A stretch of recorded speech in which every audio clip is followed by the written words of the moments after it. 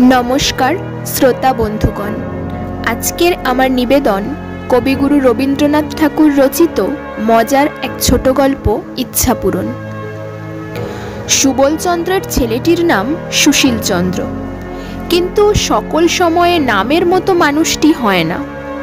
सेइजन्य सुबल चंद्र किछु दुर्बल छिलेन एबं सुशील चंद्र बड़ शांत छिलेन ना।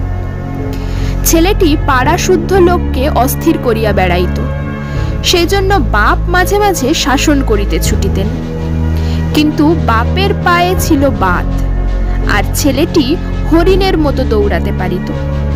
काजेई किल चर चापड़ सकल समय ठीक जायगाय गिया पड़ितो ना।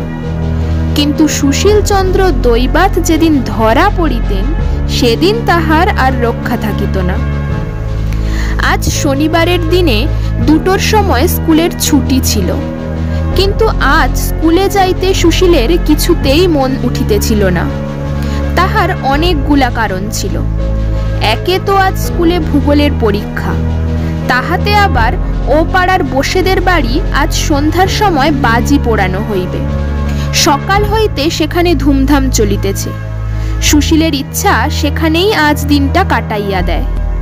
अनेक भाबिया शेषकाले स्कूले जाइबार समय बिछानाय गिया शुइया पड़िल। ताहार बाप सुबल गिया जिज्ञासा करिलेन, किरे बिछानाय पड़े आछिस जे, आज स्कूले जाबि ने? सुशील बलिल, आमार पेट कामड़ाच्छे, आज आमी स्कूले जेते पारबो ना। सुबल ताहार मिथ्या कथा समस्तई बुझिते पारिलेन। मने मने बलिलेन, रोशो एके आज जब्द करते हबे। एई बलिया कहिलेन, पेट कामड़ाच्छे, तबे आज तोर आर कोथाओ गिये काज नेई। बसेदेर बाड़ी बाजी देखते हरिके एकलाई पाठिये देब एखन। तोर जन्ने आज लजेन जूस किने এনেছিলুম, সেও आज খেয়ে কাজ নেই। তুই এখানেই চুপ করে পড়ে থাক, আমি খানিকটা পাচন তৈরি করে নিয়ে আসি। এই বলিয়া তাহার ঘরে শিকল দিয়া সুবলচন্দ্র খুব দ্রুত পাচন তৈয়ার করিয়া আনিতে গেলেন। সুশীল মহা মুশকিলে পড়িয়া গেল। লজনচুস সে যেমন ভালোবাসিত, পাচন খাইতে হলে তাহার তেমনি সর্বনাশ বোধ হইত। ওদিকে আবার বসেদের বাড়ি যাইবার জন্য কাল রাত হইতে তাহার মন ছটপট করিতেছে, তাহাও বুঝি বন্ধ হইল। সুবলবাবু যখন খুব বড় একটা বাটিতে পাচন লইয়া ঘরে ঢুকিলেন, সুশীল বিছানা হইতে ধরফর করিয়া উঠিয়া বলিল, আমার পেট কামড়ানো একেবারে সেরে গেছে, আমি আজ স্কুলে যাইব। বাবা বলিলেন, না না, সে কাজ নেই, তুই পাচন খেয়ে এখানেই চুপচাপ শুয়ে থাক। এই বলিয়া তাহাকে জোর করিয়া পাচন খাইয়া ঘরে তালা লাগাইয়া বাহির হইয়া গেলেন। সুশীল বিছানায় পড়িয়া কাঁদিতে কাঁদিতে সমস্ত দিন ধরিয়া কেবল মনে করিতে লাগিল, আহা, যদি কালই আমার বাবার মতো বয়স হয়, আমি যা ইচ্ছা তাই করিতে পারি, কেউ আমাকে বন্ধ করে রাখিতে পারি না। আর তাহার বাপ সুবলবাবু বাহিরে একলা বসিয়া বসিয়া ভাবিতে লাগিলেন যে আমার বাপ মা আমাকে বড় বেশি আদর দিতেন বলেই তো আমার ভালো রকম পড়াশুনো কিছু হলো না। আহা, আবার যদি সেই ছেলেবেলা ফিরে পাইতাম, তাহলে আর কিছুতেই সময় নষ্ট না করে কেবল পড়াশোনা করে নেই। ইচ্ছা ঠাকুরন সেই সময় ঘরের বাহির দিয়া যাইতেছিলেন। তিনি বাপের ও ছেলের মনের ইচ্ছা জানিতে পারিয়া ভাবিলেন, আচ্ছা ভালো, কিছুদিন ইহাদের ইচ্ছা পূরণ করিয়াই দেখা যাক। এই ভাবিয়া বাপকে গিয়া বলিলেন, তোমার ইচ্ছা পূর্ণ হইবে, কাল হইতে তুমি তোমার ছেলের বয়স পাইবে। ছেলেকে গিয়া বলিলেন, কাল হইতে তুমি তোমার বাপের বয়সী হইবে। শুনিয়া দুজনে ভারী খুশি হইয়া উঠিলেন। বৃদ্ধ সুবলচন্দ্র রাত্রে ভালো ঘুমাইতে পারিতেন না, ভোরের দিকটায় ঘুমাইতেন। কিন্তু আজ তাহার কি যে হইল, হঠাৎ খুব ভোরে উঠিয়া এক লাফ দিয়া বিছানা হইতে নামিয়া পড়িলেন। দেখিলেন খুব ছোট হইয়া গেছেন, পড়া দাঁতগুলি সব উঠিয়াছে, মুখের গোঁফদাড়ি সমস্ত কোথায় গেছে তাহার আর চিহ্ন নাই। রাত্রে যে ধুতি এবং জামা পরিয়া শুইয়াছিলেন, সকালবেলায় তাহা এত ঢিলা হইয়া গেছে যে হাতের দুই অস্তিন প্রায় মাটি পর্যন্ত ঝুলিয়া পড়িয়াছে।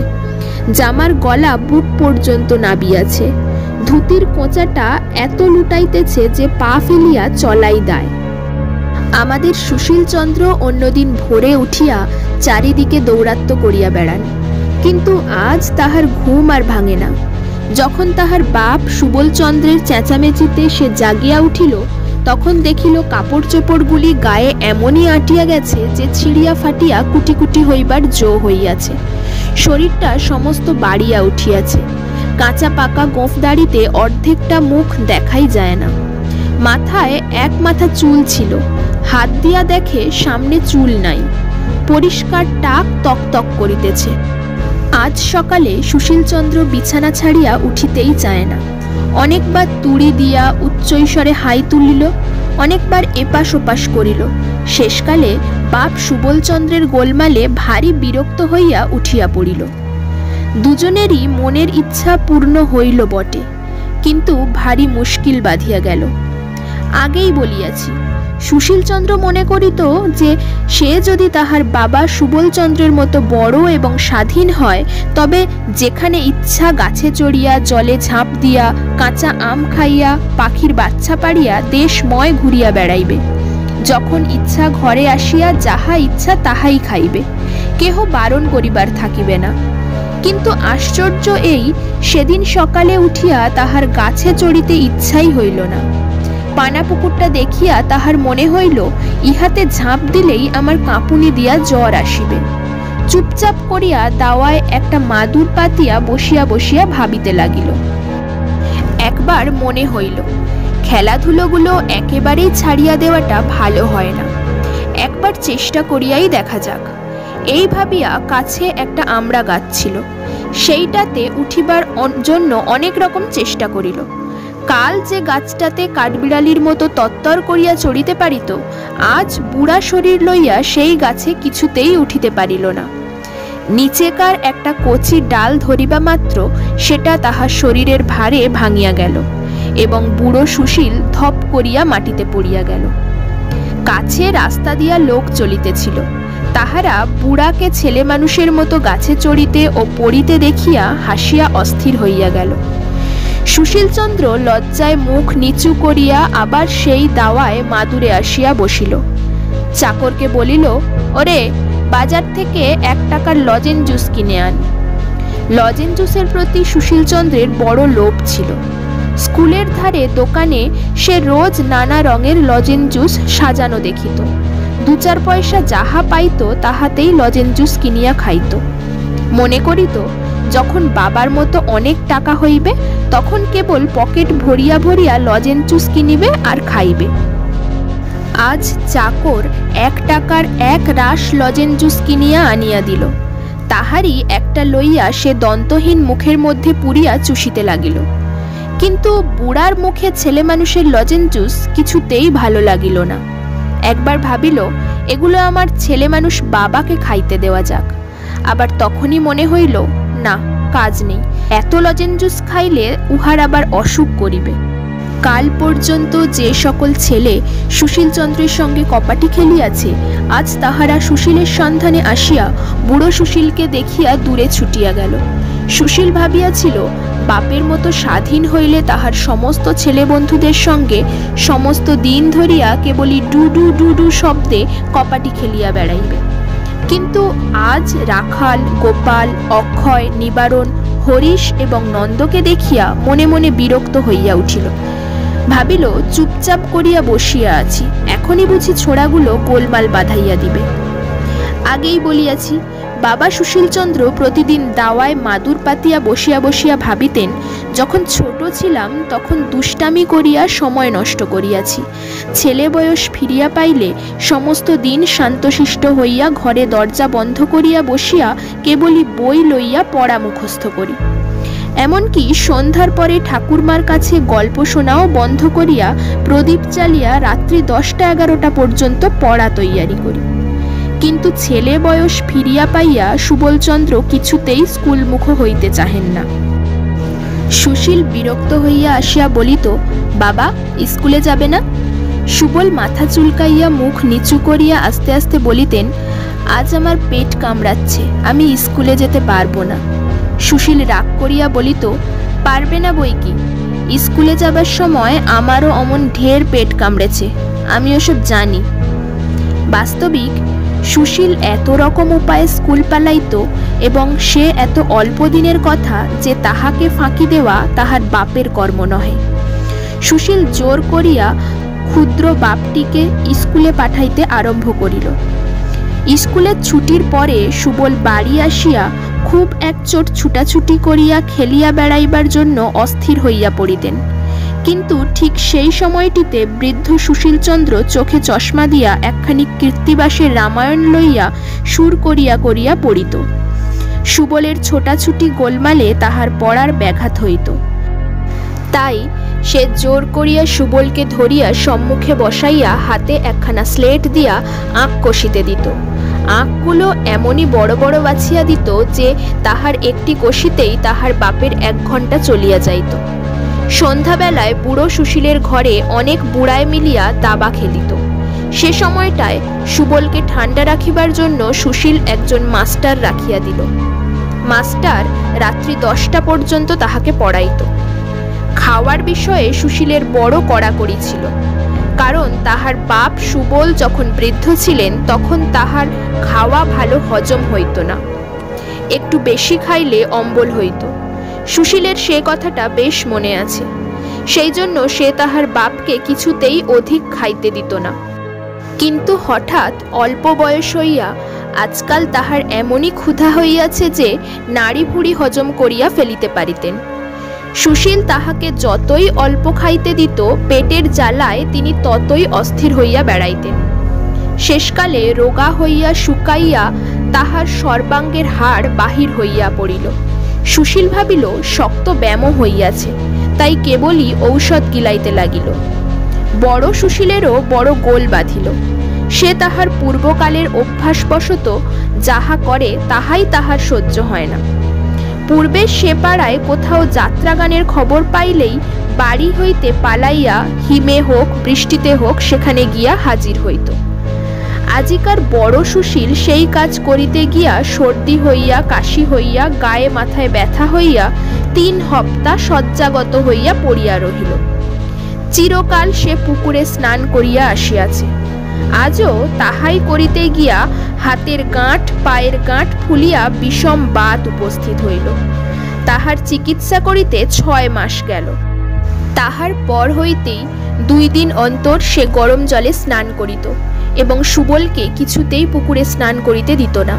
পূর্বেকার অভ্যাসবশত ভুলিয়া তক্তাপোষ হইতে সে লাফ দিয়া নামিতে যায়, আর হাড়গুলো টনটন ঝনঝন করিয়া ওঠে। মুখের মধ্যে আস্ত পান পুড়িয়াই দেখে দাঁত নাই, পান চিবানো অসাধ্য। ভুলিয়া চিরুনি ব্রুশ লইয়া মাথা আঁচড়াইতে গিয়া দেখে প্রায় সকল মাথাতেই টাক।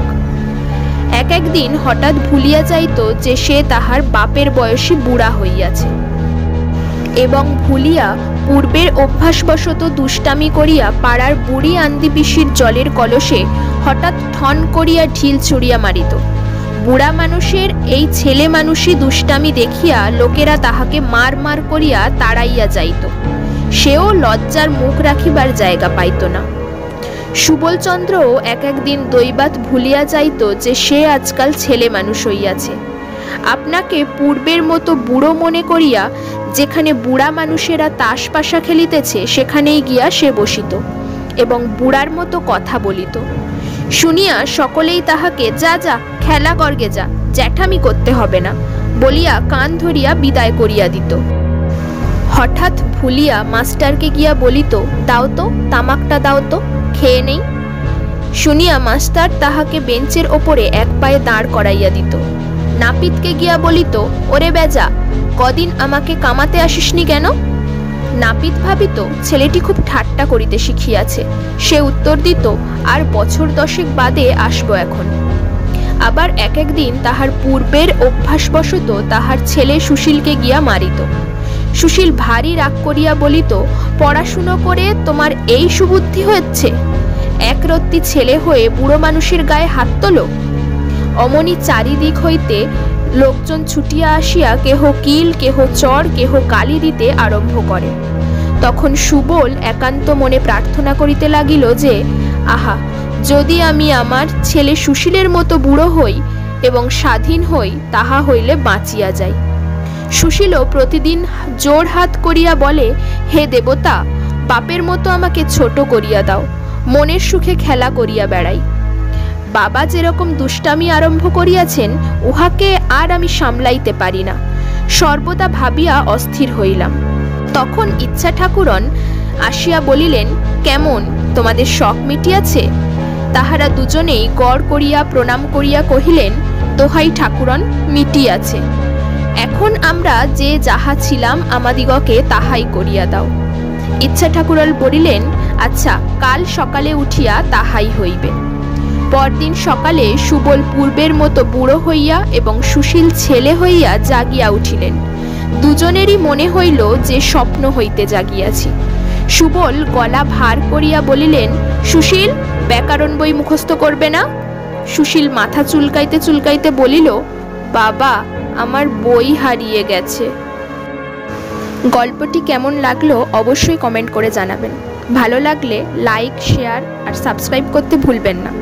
ধন্যবাদ।